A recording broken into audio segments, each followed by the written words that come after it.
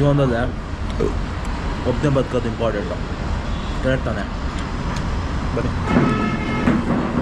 ನನ್ನ ಮಕ್ಕಳು ಅರ್ಧಕ್ಕೆ ಪಾರ್ಟಿ ಕರೆದು ಒಂದು ಕಾಲು ಸುಟ್ಬಿಟ್ಟು ಎಲ್ಲ ಬಿಟ್ಟೋಗ್ಬಿಟ್ರು. ಬೇಗಿ ಮಾಡಿರೋ ಹೆಂಗೆ ಮಾಡ ಅಣ್ಣ ಪೇ ಮಾಡಿದಾರಾ?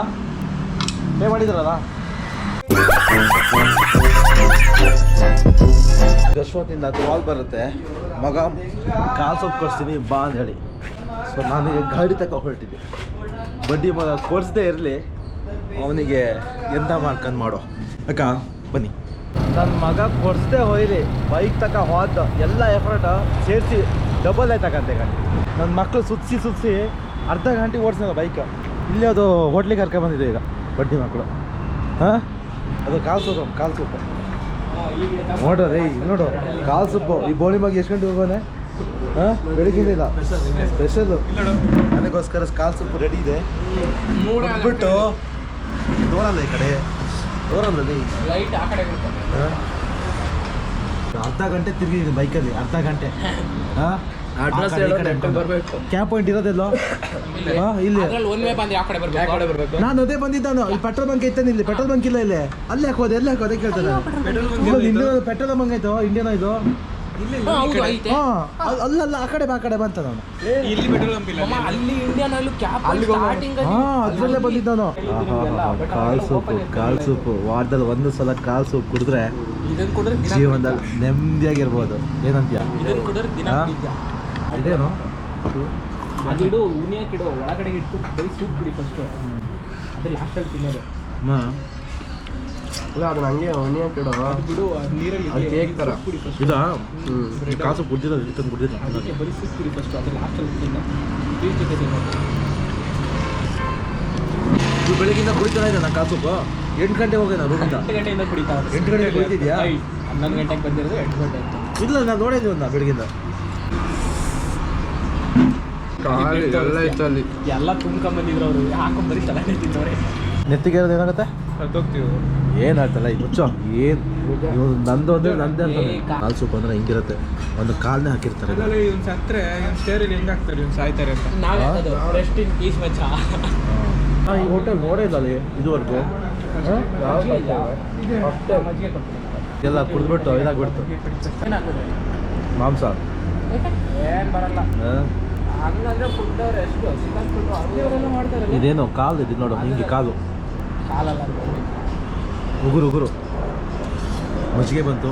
ಮಜ್ಜಿಗೆ ಕೊಡ್ತಿರೋ ಏನು ಇರುತ್ತಾ? ಆಮೇಲೆ ಮಜ್ಜಿಗೆ ಅದೇ ಮೊಸರುಗೆ ನೀರು ಹಾಕಿದ್ರೆ ನೀರು ಬರೋಲ್ಲ ಅಷ್ಟೇ. ಫಸ್ಟ್ ಆಯ್ತು. ನೀನು ಬರಲ್ಲ ಇದು ಹೊಸ ಗಾಡಿ ಮಾಡೋಕ್ಕೆ. ಹೊಸ ಕಾರ್ ತೊಗೊಂಡಿದ್ದು ನನ್ನ ಮಕ್ಕಳು ಅರ್ಧಕ್ಕೆ ಪಾರ್ಟಿ ಕರೆದು ಒಂದು ಕಾಲು ಸುಟ್ಬಿಟ್ಟು ಎಲ್ಲ ಬಿಟ್ಟೋಗ್ಬಿಟ್ರು. ಬೇಗಿ ಮಾಡಿರೋ ಹೆಂಗೆ ಮಾಡ ಅಣ್ಣ ಪೇ ಮಾಡಿದಾರಾ? ಪೇ ಮಾಡಿದ್ದು ನಂಬುದಲ್ಲಿ ನಮ್ಮ ಫ್ರೆಂಡ್ಸನ್ನ ಅಂತ ನನ್ನ ಮಕ್ಕಳೇ.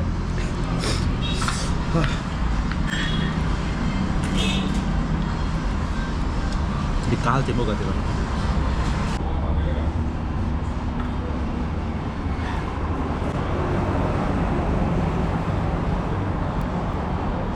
ಜೀವನದಲ್ಲೇ ಒಬ್ಬನೇ ಬದುಕೋದು ಇಂಪಾರ್ಟೆಂಟು. ಕರೆಕ್ಟ್ ತಾನೆ? ಬನ್ನಿ. ಜಾಗ ಎಷ್ಟು ಪೀಸ್ ಆಗಿದೆ ನೋಡಿ.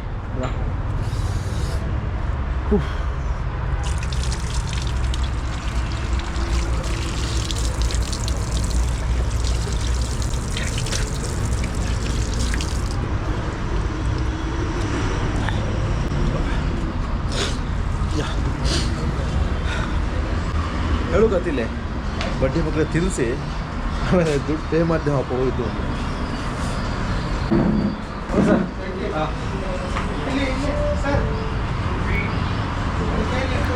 ಯಾವುದು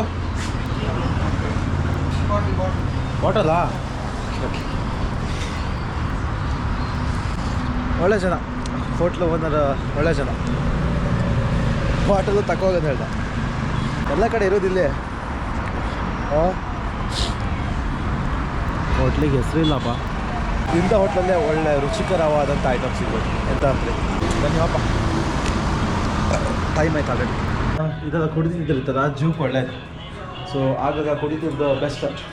ನನ್ನ ಮಕ್ಕಳ ಲೈಕ್ ಮಾಡ್ಕೊಂಡು ಏನದು ನಾಯಿ ಒಳಗೆ ಕೂಡ ಹಾಕಿಕೆ ಪಟ್ಟಿ ಹಾಕ ಉಂಟ್ರಿ ಅದ ಹೆಂಗೆ ಸಮಾಧಾನ ಆಗ್ತಾನ. ಹಾಂ ಇದು ಆದಿದು ಸೊಸದು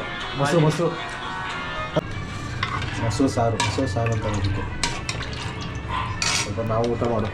ಅದಾದ್ರೆ ಇವತ್ತು ನಮ್ಮ ಅಡುಗೆ ಮನೆ ಎಷ್ಟು ಕ್ಲೀನ್ ಆಯ್ತು ಅಂದರೆ 10 ಔಟ್ ಆಫ್ 10 ಕೊಡ್ಲಕ್ಕೆ ಕಾಣಿ. ಅನ್ಸ್ಕೊಂಡ್ರೆ ಮಾತ್ರ ಮಾಡೋದು ಮಕ್ಕಳು.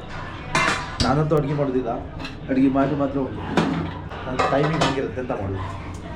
ಟೈಮ್ ಸಾಕತ್ತಿಲ್ಲ, ಅಡುಗೆ ಮಾಡ್ಕೊಂಡು ಜಾಸ್ತಿ ಇದಕ್ಕೆ ಅಲ್ಲ.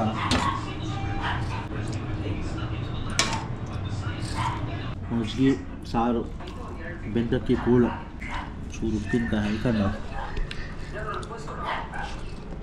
ಇಂಥ ಇದ್ರೆ ಸ್ವರ್ಗ. ಒಂದ್ಸಲ ಟ್ರೈ ಮಾಡಿ ಮನೆಗೆ ಒಂದು ಸಾರು ಮಾಡಿದರೆ ಹಬ್ಬಿ ಕುಡೇಳಿ ಸರಿ ನೀರು ಹಾಕಿ ಒಗ್ಗರಣೆ ಹಾಕಿ ಸರಿ ಒಳ್ಳೆ ಸಾರು ರೆಡಿ ಆಯ್ತು. ನಾನು ಮಟನ್ ಸೂಪ್ ಹುಡ್ಕೊಂಬನ್ನಲ್ಲ ಹಂಗೆ ಸೇರ್ತಿಲ್ಲ ಅಂದರೆ ಇಷ್ಟು ಉಂದಿದ್ದೆ. ಎಸ್ ಊಟ ಆಯ್ತು. ನೀವು ಉಂಡ್ರಿ ಅನ್ಕಂತೆ. ನಾನೀಗ ಸ್ವಲ್ಪ ಮಂದಿ ಕಮ್ಕೋತೆ ಅಲ್ಲಿ ತನಕ. ಬಾಯ್ ಬಾಯ್.